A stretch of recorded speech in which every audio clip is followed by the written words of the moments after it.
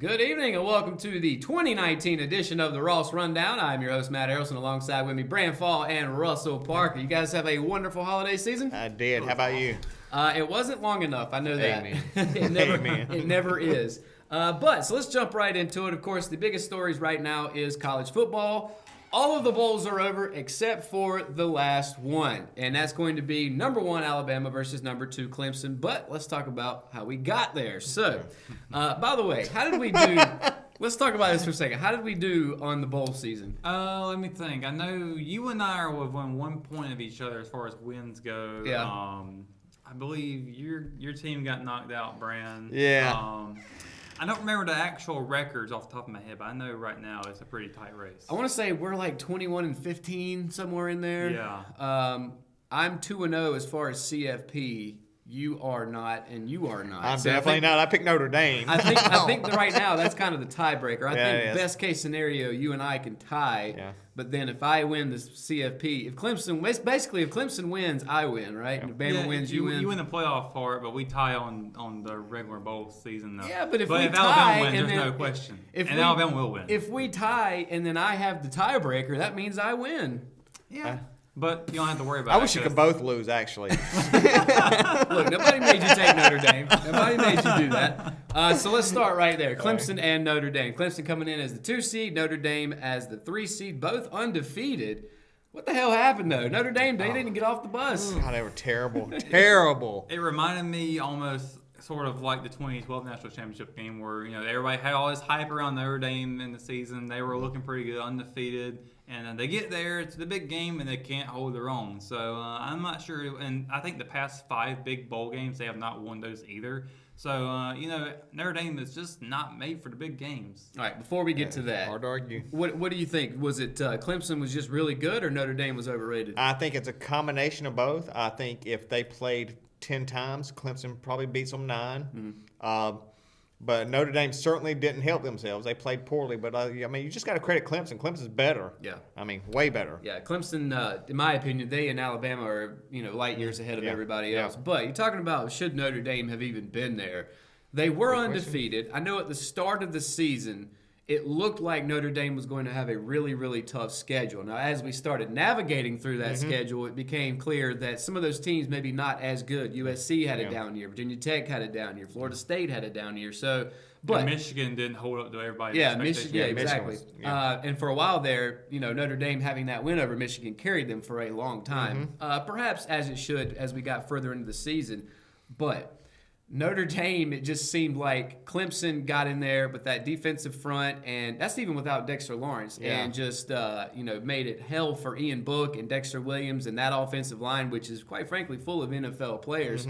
But Notre Dame, I don't know if they should have gotten in based off of name alone, but undefeated at D1 is still undefeated at that level, right? Ask UCF if that goes the same way. That's a good point. And I knew you were going to say that. However, Notre Dame plays a much tougher schedule than UCF, do they not? I would say were you asking me? I'm sorry. Yeah. Okay. UCF, you can make it. Now a lot of people naysayers are going to say UCF clearly showed they didn't belong. I disagree totally. They played a very good LSU team and were right there after that last touchdown 2-point conversion. They certainly acquitted themselves a lot better in the big game than Notre Dame did. A lot better in a big game.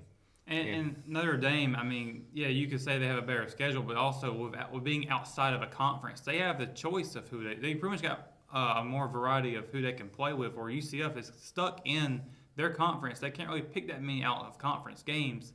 Now, granted, their out of conference isn't as well either, but the point is I think that Notre Dame isn't really a proven champion, and that includes not being a conference champion because they have no conference to play in. And I get that, but obviously it's going to continue to benefit Notre Dame financially, win-loss wise, to stay independent. Is it because, I think the narrative out there is clear. If Notre Dame, if you go undefeated, you're in automatically, right? That's right. They've shown that the 2 times they've been undefeated since this system started, they've gotten in. And the contract they have with NBC is just unbelievable. Well, and they're not going to affiliate themselves with a conference as long as the money's talking. Yeah, you're absolutely right. So let's move forward and talk about if not Notre Dame, then who should have been there? I think it should have been Ohio State. They played very, very well in the Rose Bowl game against Washington. And they were conference champions of the Big Ten. They had one loss eliminated over them, which was a Purdue team. But that happened a little midway in the season. So I think that one should have kind of been brushed off a little bit. And comparing their schedule to Notre Dame's, it's kind of similar in some aspects. Of course, Notre Dame went undefeated. I guess that's what popped them in there. But the difference is that Ohio State is the conference champion. They had an extra win there on that should have counted towards them getting into the playoffs. Yep. So I know you went against the grain and Yep. took Notre Dame to Yep. win it all. Yep. But looking back at it now, if not Notre Dame, who do you think should have been there?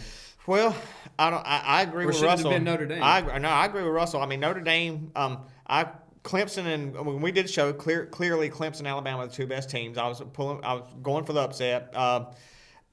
But I thought Notre Dame's defense was better than what it was. But they just got steamrolled.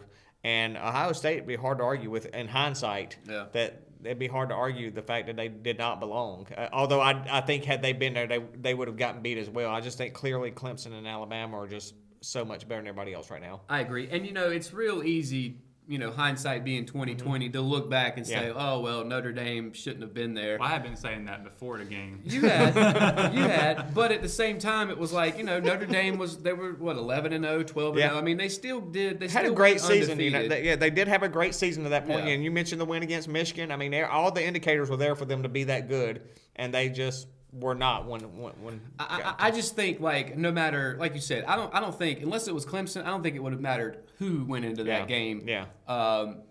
Whether it or not Alabama, but Clemson. No matter whether it was Notre Dame or Oklahoma, I think Clemson still would have thumped Yeah. them, as would Alabama, because Yeah. again, they are the top two Yeah. dogs. So, but I guess maybe I was saying to begin with that Ohio State should have gotten in instead of Oklahoma. Mm-hmm. Perhaps maybe they should have let Oklahoma and Ohio State Yep. in and kicked Notre Maybe, Dame yep. out. But I guarantee you, if that would have happened, how much of an uproar would there have been if they just said, "My Huge. God, they left an undefeated Notre Dame out"? How do you even go about that?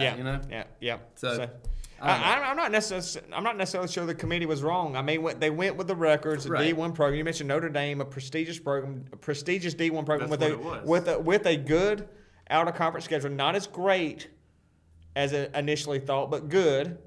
And they ran the table in D1. Yeah. So And you're talking about how they don't have a conference. Technically, they don't, although they do play a plethora of ACC teams each year. So there's probably 4 or 5 ACC teams that they rotate in and out. And then, of course, as I mentioned, you add USC, Michigan, some of those other big-time programs. They play Texas every once in a while. So, I mean, they have a tough schedule. And, again, you can only play who's on your schedule. Yep. So I'm just trying to stick up for Notre Yep. Dame a little bit. But it doesn't matter because they're out and Clemson's moving on. And we'll talk about that here in just a second. But before we do, let's talk about Alabama, Oklahoma. So go ahead, man. Oh, God. Roll Tide. We got it done. Although I will say after halftime, I was sweating just a little bit. Yeah. It was obviously the game started off really well for Alabama. I think it was 3 back-to-back touchdowns. It looked like it was over in the first 10 It minutes. did. I thought, oh man, this might not be a game at all for Oklahoma. And I think they must have been left back down there on campus. But they showed up. Kyler Murray showed up after halftime. Alabama had a lot of mistakes going into the half that costed them a touchdown that they could have had added to the score that would have helped out heading into the second half. But I think Oklahoma, they went into the halftime locker room. And they kind of sat together, and their coach and Kyler Murray all got together, and just I think their speech there probably just made everything a lot better for them, and it clearly showed on the football field. Well, I'm assuming Lincoln Riley went in there and said, "Hey, you guys are better than this. We are one of, if not the top offense in the country. We should be able to score on these guys, even though it is Alabama." And they came out and did that. Yeah, I was very impressed with the second half of the Oklahoma game for Oklahoma. I mean, a lot of teams against a team, the caliber of Alabama, would have just rolled over and quit. Yeah. And Lincoln Riley and Kyler Murray, I mean, they were just, great second half, and at least make that game interesting for a little while. So let me ask you this, Russell. Have we seen a little chink in the armor now of Alabama? Because this isn't the first game they've given up more than 30 points recently. Yeah, I think when you get into the playoffs, you should be playing against teams that can put you up to the test. And Oklahoma did just that. They have a phenomenal offense. Kyler Murray is a Heisman Trophy winner quarterback. They had all the tools to tackle Alabama's defense, and they did just that going into the game. Defense wasn't that well, I would say, throughout the whole game, but they held their own overall. I think as long as Alabama continues to, or as long as they get rid of their penalties and having their issues, especially on offense, I think that they're going to be okay moving forward. Did the writers make a mistake giving the Heisman to Murray instead of Tua? Now that we've seen this game? You know, they both played a pretty similar game, but I think the fact that Tua was able to stay consistent throughout the entire game, I think maybe they did. Yeah, and I hate the fact that Tua missed like half a game and it cost him the Heisman. Yeah. But it goes to show you there was a very, very thin margin of error there because Kyler Murray obviously had a wonderful season as well. Before we move on to the national championship, Kyler Murray, now we've talked about it before. He's got this deal for $4.5 million, whatever it is, sitting out there with the Oakland Athletics. But the NFL bug has to be in his ear a little bit. What do you think the ultimate outcome is? You know what? Didn't he leave the door open? I think he has a little didn't bit, he? yeah. Before, a month ago, his agent said there was no debate. He was going to the A's. End of story. But I think he's left the door open a little bit. I think it's going to be whoever offers the most money. Yeah. Yeah, I think so too. I actually, honestly, I haven't really watched a lot of Oklahoma football this season, and watching the Alabama game and seeing the comeback he has. I really think he will have a very successful career in the NFL. So whether he goes to baseball or NFL, it's going to be great for him either way. But yeah, I would say go for NFL because I think he could do. I think he starts next year on the right NFL team. And that's maybe not necessarily the case in baseball. The issue is that he would probably be number one in the draft, and that usually goes to the worst team. Yeah, the downside is who he starts for might be awful, and he might get killed. Yeah. So yeah, this is just my opinion, but if I'm Kyler Murray, I'm going to play baseball. Oh, that's what I would do. And here's why: because you've got $5 million staring you in the face. Now, Guaranteed. will you get to go directly into the MLB? No. Even if you don't make it to the majors, you still got $5 million that you're sitting on, and potentially could go back and play football. You don't really know. But here's the thing: Kyler Murray is like 5'9", and it's not unprecedented to have a smaller quarterback be successful. We've seen Drew Brees, Russell Wilson, guys of that ilk. But it's still difficult. You're right. Those are the exception, not the rule. It's still difficult, and I know that he's very talented. He's got a heck of an arm, but 5'9", 5'10", whatever, is still 5'9", 5'10" in the NFL. When you're trying to throw over 6'6" linemen, you've got linebackers that are that big and as fast as you are, chasing you around. Yeah. I don't know. I feel like if he wants, to me, it's going to depend on, like you said, who offers him the most money. I just feel like he'll have more of a successful career if he goes to play baseball. And I know he's really good at football, but we've seen plenty of times where guys have had outstanding college careers in football, and then go to the NFL and it's just it's gone. So I don't know. I'm afraid with you, like he'd end up on like whoever the worst team is, and then he'd get sacked 80 times next year, and then he'd be injured, and then you can't do anything, and you can't go play. And the NFL, it's different from baseball. If you get hurt in the NFL, most times they just cut you. That's right. Like you're dead weight at that point. Whereas in baseball, it's guaranteed money, and you're going to get paid whether you're hurt or not. So. All right, so let's move forward. National championship will be Monday, I believe, at 8 o'clock, and it's going to be Bama versus Clemson, part 250 or something. I don't know. All the way out in California, too. I think it's part 4, actually. I think it's where we're at now. It's going to take place at Levi Stadium, which is where the 49ers play out in Santa Clara. Who you got, man? I don't think there's no question about who I got on this one. I mean, I am decked out in some Clemson gear today. So. All right. Just to get on your nerves, I'm going with Clemson. But Clemson, I'll be honest, by my pick with Notre Dame was not a believer in Clemson. Although they've been great for a few years now, but they made a believer out of me the way they just destroyed Notre Dame, which means they'll get waxed Monday night because I just picked them. I didn't even expect Clemson to make it this far into the playoffs or even in the playoffs at the beginning of the season. I had Miami win the conference championship. What happened to that? That was as bad as my Notre Dame pick, by the way. So I'm not going to deny Clemson's going to make a very interesting game with this here against Alabama. It's going to be probably who comes down to the last score or something in that situation. It'll probably be like we've seen the first 3 times, right? Yeah, it was going down to the wire, and I'm excited for it. I'm a little nervous about it as well as a fan. So, Well, you made a good point on the thread that we're all on. That this will be the toughest teams that each team have faced that's right. all year long. But I think that's the case for anybody in the country because, as we've said several times already, Alabama, Clemson are light years ahead of everybody else. It seems like. Why you took Miami to start the year, I do not know. I tried to tell you that Clemson is one of the best teams in the country. God, Miami's been so overrated. I'm not sure why it took you this long to realize that Clemson is that good. I tell you what, I just did not believe, and I was wrong, dead wrong. I think they both could. You said they play in a 49ers stadium. Yeah. They could both beat the 49ers, maybe. I'll tell you what. If you took both teams, Clemson and Bama, and combined them and took the best players, that team could beat the 49ers because that's basically all NFL guys that we're going to see Monday. So you're taking Bama. You're going to take Clemson. I'm also going to take Clemson as well, just because I don't know because I want them to win. I guess not. Look, ACC bias. Yeah, Dabo is an established coach. He's up there, in my opinion, in the ranks with Saban. You may not agree, but No. Well, I will say Sweeney has done a great thing down in Clemson. Yeah. Then you've got Trevor Lawrence, who is a freshman. Of course, came in after Kelly Bryant basically lost his job. He didn't Lawrence, play like a freshman the other night. Golly, he's the better of the two quarterbacks. That's why he got the job. And I told you weren't here yet, but I told you at the beginning of the year that Trevor Lawrence would end up taking over that position and running with it. He's one of like a once-in-a-generation type talent. He plays like a 42-year-old freshman. I mean, he is so poised back there. And you've got weapons all across the board on Clemson's offense. And then you get to the defense. Dexter Lawrence maybe not being there may be a factor, but still, Clemson they still rotate 8 guys on that defensive line, all of which will eventually be in the NFL. Yeah. So I think that'll be the difference maker. You say all of those points, but you can say the exact same thing about Alabama's team. They're both evenly matched up on either. I was trying to make an argument with you over our little Facebook group about how there could be something over Clemson. And really, I look at the numbers, and they're really so similar. It's just hard to really pinpoint what the real difference is going to be in this game. That is, I think, the $20,000 question. When you got these two very evenly teams, what will be the difference maker? Special teams, perhaps? Turnovers, a block kick.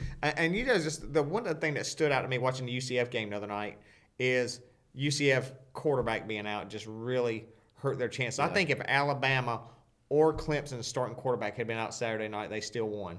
Yeah. And that's just the depth for those teams have built. Yeah, is just truly a difference maker. And you can make a case. The guy that's backing up Trevor Lawrence now, Chase Bryce, he saved Clemson's season earlier this year when they were losing to Syracuse in the fourth quarter. Comeback win, by a couple touchdowns.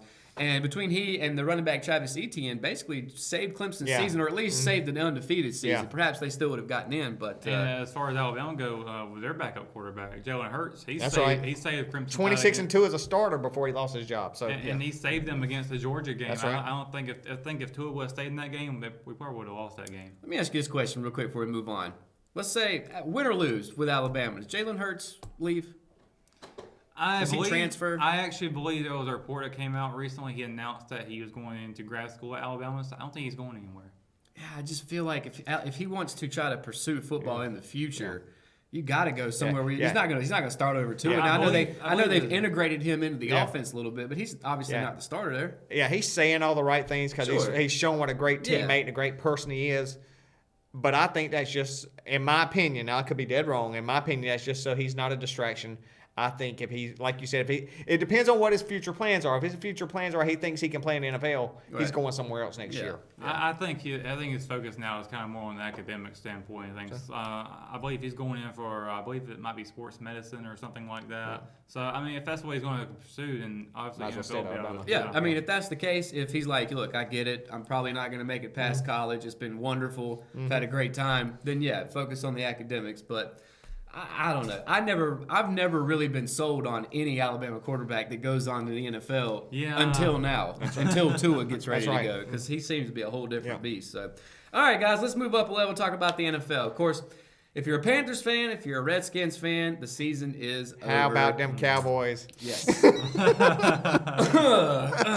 Let me clear my throat. So let's hit the Panthers real quick. So they beat the Saints this past week, and Jeremy's not with us, but Jeremy was all over Facebook talking about how, the Panthers are up by 20, and people are like, dude, this is the Saints, like, third-string team player. That's right. So that win, I don't know. Playing a practice squad. But since their season is over, let's talk about the Panthers moving forward. Now, Cam Newton had surgery on his shoulder, I believe.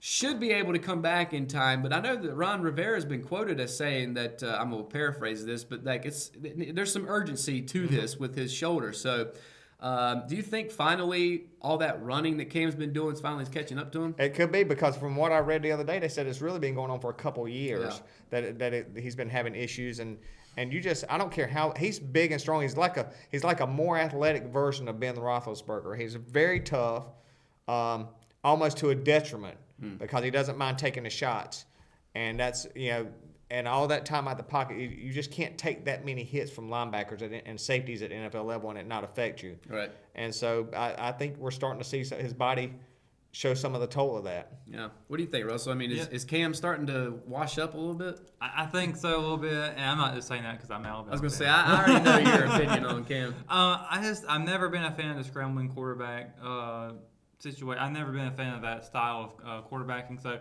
I think this is going to catch back up to him, and I just don't think scrambling quarterbacks in general have a long career in NFL. I just don't see how much longer he's going to be able to keep doing something like that. He might have to start doing more of a pocket passing type of situation, but I just don't know if he's going to be able to continue on with scrambling. Yeah, and I've been saying that for a few months now that they need to. You've been on that bandwagon. Stop running Cam. And I know that it's easier said than done to say, hey, Cam, don't run, because it's in his DNA to take off, and because up until recently he's physically been able to absorb that. But as I was talking about with Kyler Murray, Cam Newton's a different beast. I mean, the kid's 6'6", 230 pounds, monster, 240 pounds. Yeah. Now, that's completely different than Kyler Murray, who's a lot smaller. So Cam can deal with taking those shots, but it's still the NFL. And it's still a very violent sport. And I'm just afraid. Look, I'm not a big Cam fan. I'm not a Panthers fan. But I still like to see them succeed. And I feel like if they want to continue with them as their cornerstone in the franchise, they got to protect him. Yeah. And I know that they brought on Christian McCaffrey. He was supposed to be somebody to alleviate some of that pressure, and he has. But still, the Panthers seem kind of up and down. They need to invest some money in their offensive line. Yes. Draft picks and money. When the Cowboys finally started getting it, Jerry Jones quit spending money on although he traded for Amari Cooper this year, he quit going after every big-name free agent out there, and he started letting his son talk him into draft linemen. When they drafted Travis Frederick, they got ridiculed. I will never forget Mel Kiper Took stood him there instead of Johnny Manziel. That's right. He got ridiculed for taking Frederick in the draft. Yeah. And just that line is what has turned the corner for them.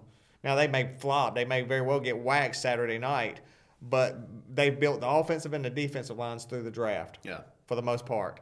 And the Panthers need to have some offensive linemen back there protecting Cam Newton. Khalil's last game was Sunday. Yeah, that's true. And the Panther or the Skins rather are that same ilk where like the Cowboys were when Jerry was fully in charge, where it's like bring on the big names. That's right. Whatever the money is, it doesn't matter. And another thing, I'm gonna move on to the Skins here. Another thing that I've talked about all year, we're gonna finish 7-9, 8-8, or 9-7. You called that perfectly. And we ended up at 7-9, like every other year. And so we're also missing the playoffs. I say we as a Redskins fan. They just got thumped against the Eagles. I mean, they laid down. Yeah, you could tell that the Skins were already They done. cashed it in for the year. I mean, they put up no fight. Yeah. Against Philadelphia. Absolutely no fight. And I don't know if Sierra's watching, but we actually made another bet on that like a month ago. I'm hoping she forgot about it, although I probably just reminded her. That's why I'm not wearing a pink Eagles hat right now. I'll see her tomorrow. I'll remind her. Yeah, thank you. You're welcome. Please do that.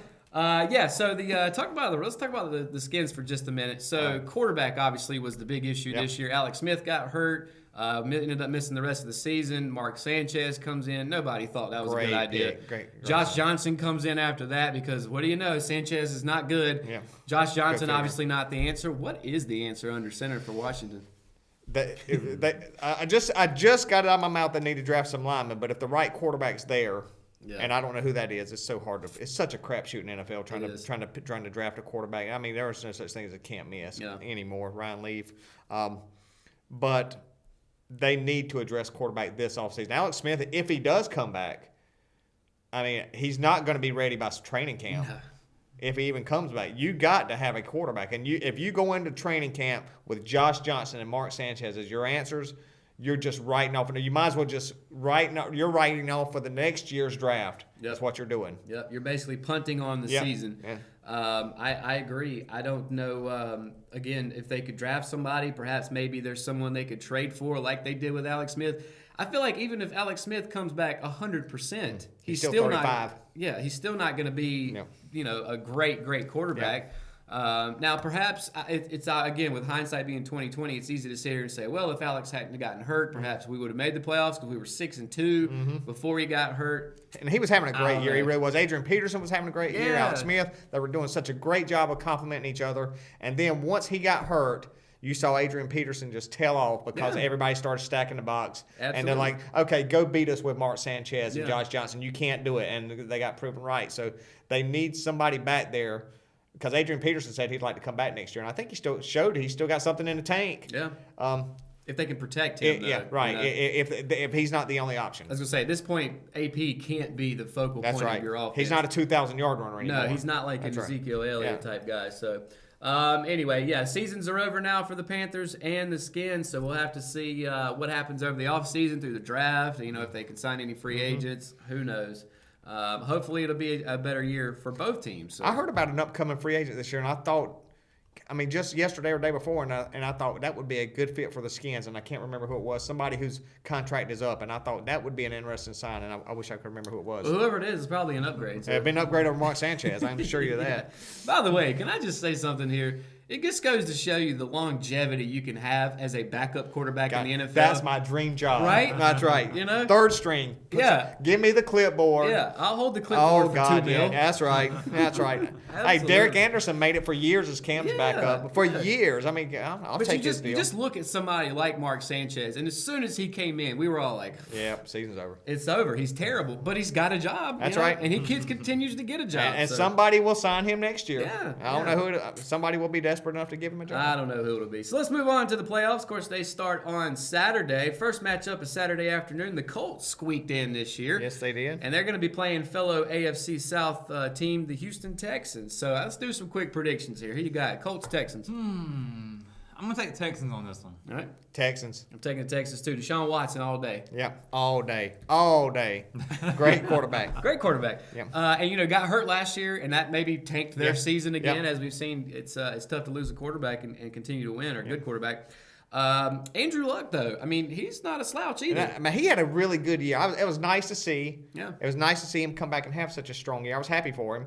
Although I don't think they're going to get past this weekend. You can't diminish what kind of season they had after how bad they were last year. I just think Clowney and Watts are going to make his life miserable Saturday. I agree.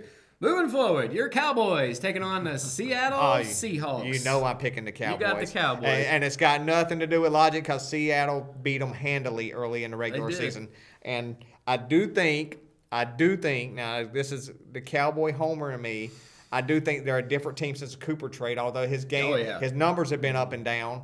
The fact that they have him has freed up Ezekiel Elliott. Elliott's a different runner since they got Cooper, and Michael Gallup and some of the other guys are way better since they got Cooper, and they actually can beat you deep now. Yeah. So this is a way to tie it in for your Bama That's boys. exactly there. why I'm going for the Cowboys because I'm Amari Cooper. Yeah. Roll That's Tide. And I was going to say, we talked about it at the beginning of the season when they let Dez go. We were like, they need somebody, and they never really got anybody. And I think that really hurt them for the first half of the season.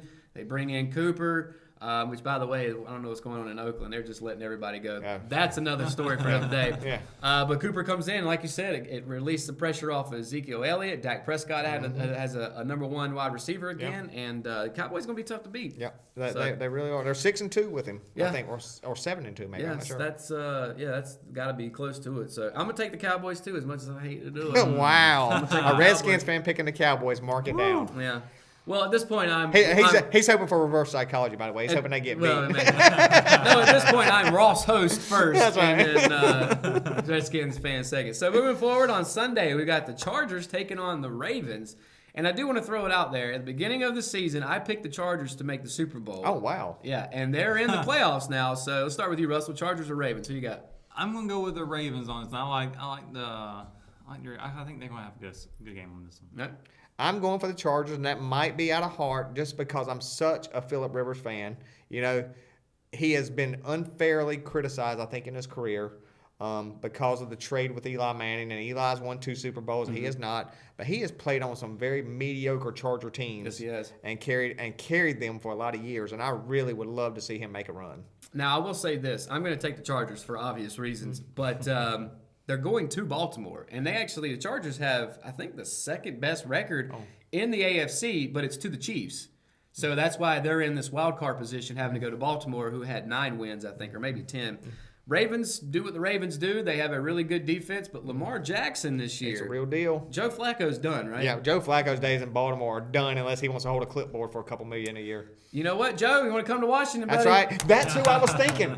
That's actually who I was thinking the other day. Joe Flacco. Yeah, you know what? he'd be Whatever. an upgrade. Yeah, he would be an upgrade. So, Joe, if you want to come to Washington, we'll take you in D.C. But, again, the Chargers hitting on all cylinders on offense this year. I mean, Phillip Rivers, what can you say? I mean, he's got to be one of the best guys out there that hasn't won a championship, right? Yeah. So, I'll be pulling for him. Of course, Melvin Ingram from right That's here in right, Richmond County. Raider. And Melvin's had another great He's year, had a great too. year. Yes, he has. I mean, you hear his name all the time. If Yeah. you watch the Chargers on TV, he's in it. He's always around the ball. Yeah, made the Pro Bowl this year. Yep. So, and then finally, the last matchup for this weekend in the wild card positions: the Eagles taking on the Bears in Chicago. Who you got? I'm gonna take the Chicago Bears on this one here. Right. I hope for the Bears, but I think the Eagles are playing some great football, and I think the Eagles are going to upset them. You know, it's so funny. I feel like 2 months ago, everybody had written the Eagles off. They're not getting back to the playoffs. They got the Super Bowl hangover. Yeah. Maybe they did, but it seems like they're getting it together. God, they have flipped the switch. And obviously, I like what the Bears have done this year with Mitch Trubisky, you know, former Tar Heel. I know there were some guys that said, well, he didn't have enough experience in college. He only played 12 games. How's he going to take him #1 overall? But he's really performed developed well this yep, year. He has. But I feel like the Eagles are hitting that stride, kind of like they did this time last year. That's right. And we saw how that worked out. Now, do I think they'll win another Super Bowl? Not so much, but How about Foles to Washington next year? that's a good one too. Yeah. Absolutely. That's something. I mean, I don't know. Philly's crazy if they let him go because he has basically salvaged 2 seasons for them now. Yeah. But I think he's a free agent after this year. I think I could be wrong on that. He could be, but even if he's not, that's something that they definitely need to take a look at. So there's 2 names that we've That's got right. for 2 you. upgrades over Mark Sanchez. That's right. Pay attention, Washington. All right, guys. So that's going to do it for that. One more NFL thing I want to bring up before we move on. Antonio Brown's name has come up in the news. And the Steelers, I don't know what's going on in Pittsburgh. They missed the playoffs this year just by a little bit, but still. Big Ben's getting up there. Obviously, I think it's safe to say that Le'Veon Bell, he ain't coming back. Nope, he's done. Is it time?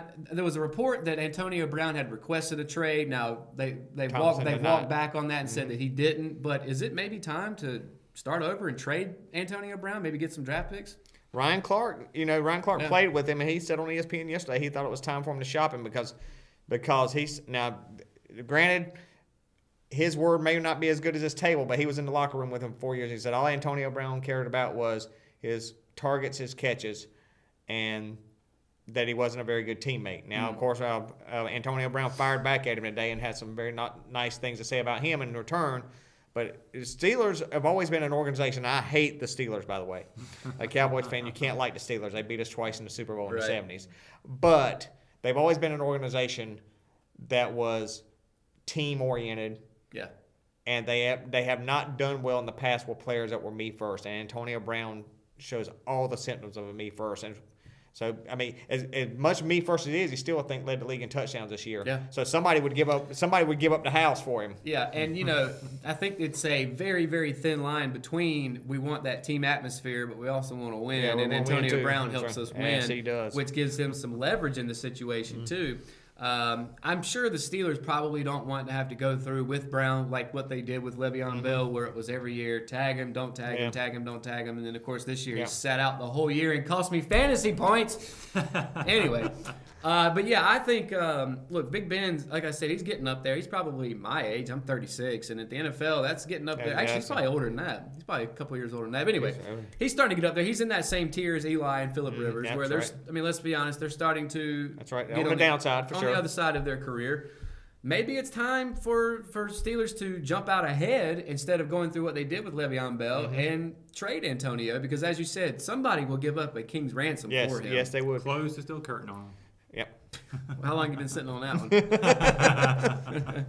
All right, guys, let's move forward. Let's talk about our big impacts of the week. Of course, brought to you by Richmond Community College, whose motto is local college, big impact. Russell, who you got this week, big impact? I've got Urban Meyer winning the Rose Bowl. Obviously, he has his final game at Ohio State as a head coach, and it was a big win for him and his program. Kind of just to top off his career as a head coach. So props to him. Yeah, riding off into the sunset. That's right. For now. That's right.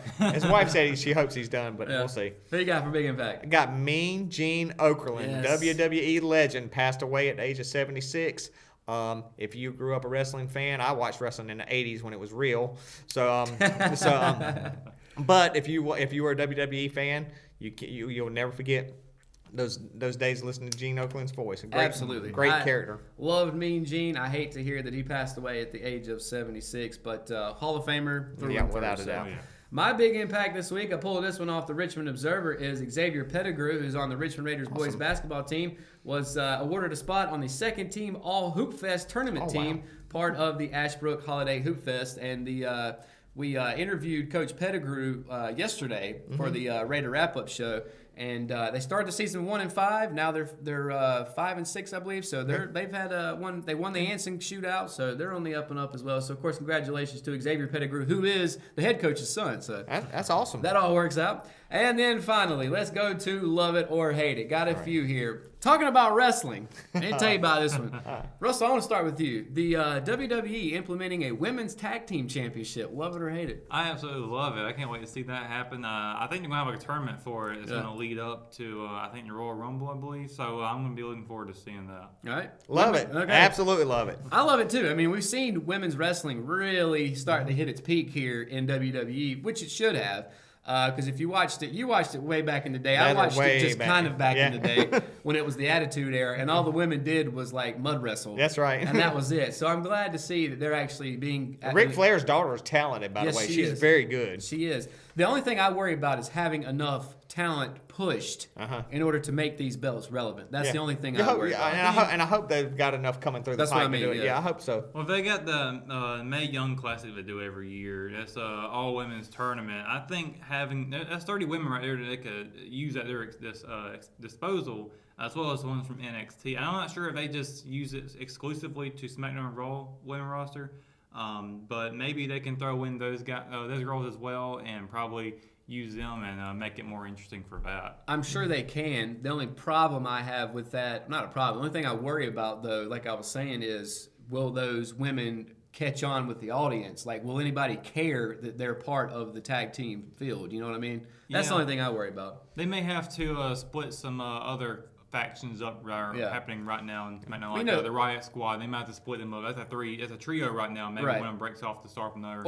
Or they could do something like New Day did, where they just the three of them share. So that's the only thing I worry about is will they have enough talent to be able to push out there? Because with the men, a lot of times they come up as a tag team, or they take two singles wrestlers, put them together, and you have magic sometimes. So I don't know. They'll have to figure all that out. Also, shout out to Becky Lynch this past Tuesday, who actually got put over by John Cena. I saw that. Oh, wow. I saw that. I just happened to click on it, and it was on there.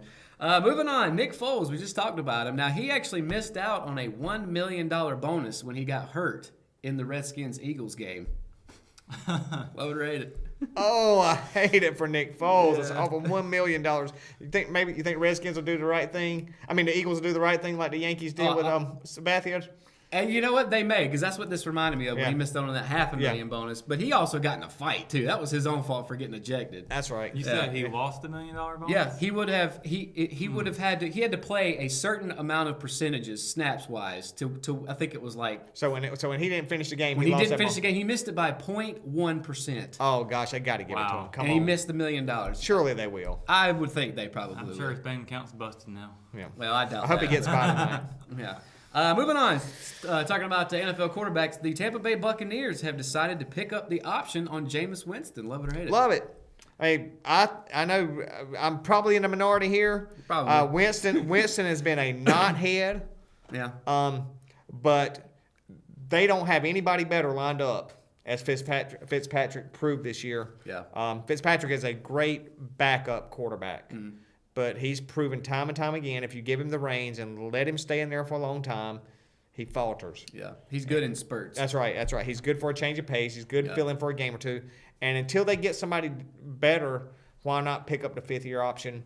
I think Winston next year definitely needs to show a turnaround, or this might be it for him. Well, it won't be it. Like you said, the quarterbacks can get jobs dime a dozen, but it's make or break for him as a starter. Right. I'm going to say Love because I like to see him getting a chance at it and hopefully get something going. Look, it's not going to really cost the Buccaneers anything. This is the final option they can pick up from his rookie contract, believe it or not. I have no problem with Jameis Winston on the field. It's Just, off the field. And look, just- he's in his, next year will be his 4th or 5th year. Yeah, so he's like mid to late 20s now. It's time like, to grow up. It's time to start maturing. And look, everybody does stupid stuff when they're younger, but you also have to understand that your spotlight's on you all That's the right. time as a quarterback, a starting quarterback, the franchise, if you will. Yeah. So you have to be very smart about what you do, and you And he kind has them of not. you kind of saw it in college with the crab legs Yeah, I mean, which things, is- and yeah. it's like, what are you doing, man? Yeah. And then there was the whole Uber driver thing, which Yeah. who knows what happened Yeah. with that? That could have been legally Yeah. binding on him. But as far as on the field, I have no problem with this. I don't know. I want to say love it. I'm Yeah, just love it, okay so, with it. yeah. But I'm with you. It's time for him to focus on football, and next year is make or break for Mm-hmm. him because next year if he comes in and he has a great year and they're successful. Mm-hmm. They'll either re-sign him or somebody else will take a stab at him because obviously the NFL is still quarterback hungry. If not, perhaps he's a backup for the rest of his career. Who knows? Moving forward, let's talk about college football again. So the Houston Cougars fired Major Applewhite, their coach, after only 2 years, and then very quickly signed Dana Horgelson, can't say his name ever, the West Virginia's coach, Mountaineers coach, Dana Horgelson. Yeah. So Houston signing him that quickly after firing Major Applewhite. Is that a good move? Love it or hate it? I hate it. There's no doubt that was in the works before. Probably. Houston, they're not in the same conference, are they? Houston is in. They're a Group of 5 conference. Yeah, I'm gonna say love it for Houston to pick up a winning coach what's his name? It's so tough to say. Holgerson. Coach H, I'm gonna call Yeah, it. Dana Holgerson. Like Coach K. There we go. Yeah, I think picking up a big team like that's gonna be a big coach like that. It's gonna be huge for their team. It didn't surprise me that they fired Major Applewhite. What surprised me was that a coach that's in a Power 5 school moves back a level almost. Yeah, Because that's what it is. Because Houston's in the AAC with Central Florida. Yeah, that's and, definitely a step back in prestige for sure. And that surprised me because it's not like West Virginia had a terrible year. I mean, they were a high-powered offense. Yeah. Of course, Will Greer had a lot to do with that. Maybe that's what it is. He realizes that Maybe he knows the cupboard's bare. Well, maybe that's it. Maybe he knows something we don't know. Houston may eventually be in the Big 12 in a couple of years or something. Maybe. I know there was some talk of that. So, but I like them signing him signing him to this deal because look, Houston's going to have a really good offense with him there, and with it being in the state of Texas, no, it's not Power 5, but he'll still be able to recruit very well there. Probably much better than he will in West Virginia. Maybe that was the deciding Lot more, factor. a lot more talent in Texas for sure. Yeah. Moving forward, let's go to baseball. We haven't talked about Yay, baseball. in a while. Unfortunately, Pitchers and catchers report soon. I know, February. Yay. Tampa Bay Rays outfitter Tommy Pham was quoted as saying that Tampa has, quote, really no fan base at all. Love it or hate it. Oh, He speaks the truth. I love it. The truth is truth, man. And I hate to say this, but not like anybody in Tampa's watching anyway. No. They don't have baseball fans like you just said, but Yeah. I went to a game there a couple years ago. It's an awful place to watch a Yes, baseball game. it God, is. it's a toilet bowl. I tend to forget that Tampa Bay has a baseball team. So A lot of people I'm gonna do. say love it. A lot of people do. Yeah, they play in the, I don't even know what the thing's Tropicana field. Tropicana Dome. And yeah. it's such a dump. There's I- catwalks Yeah. that span the top, Yeah. and baseballs will hit the catwalk occasionally. And The only redeeming thing was Jeter was playing. It was his last time in Tampa. That's why we went down there, and Ah. Jeter got a game-winning hit. well, you know what? There's actually, the Yankees AAA team is also in Tampa. I forgot And so that. when the Yankees play there are by far more Yankees fans than there are It Rays wasn't fans. even close. Joe And- Madden was complaining about when Yeah. he was in Tampa. And it makes you wonder. And unfortunately, Scott Emerson's a good friend of our show. The Oakland Athletics are kind of in the same boat. Those are the only two teams in Major League Baseball besides the Cubs, Wrigley and Fenway, that don't have a new stadium in the last 20, 25 years. And I think it's time for them to Yeah. either put up or shut up, either get a new stadium Yeah. or they're probably going to move. And Charlotte is a name Charlotte, that's been thrown out there. I'm telling you what, I'm a believer now that Charlotte could possibly. I used to didn't think Charlotte could support Major League Baseball. I'd love to see a team in Charlotte. Golly, I'd go all the time. I'd go all the time, although I'd have to make a very tough decision because I don't think I could stop pulling for the Braves. I think I just Oh have yeah, to. You just attend the Braves it's like game I do with the at that Panthers. stadium. I pull for the Panthers as long as they're not playing the Cowboys. Correct. And I would do that. I would pull for the Charlotte team as long as they didn't play the Braves. Correct. But I mean, Tommy Fan, he may catch some slack for this, but in the long run, you can't argue with the guy. He told the truth. I mean, they don't really have a fan base, No. and all you got to do is look at ticket sales. That's Just right. That simple. And you look at, like you said, when the good teams were in town, Yeah. they got better crowds, and the crowds are for the other team. Yeah.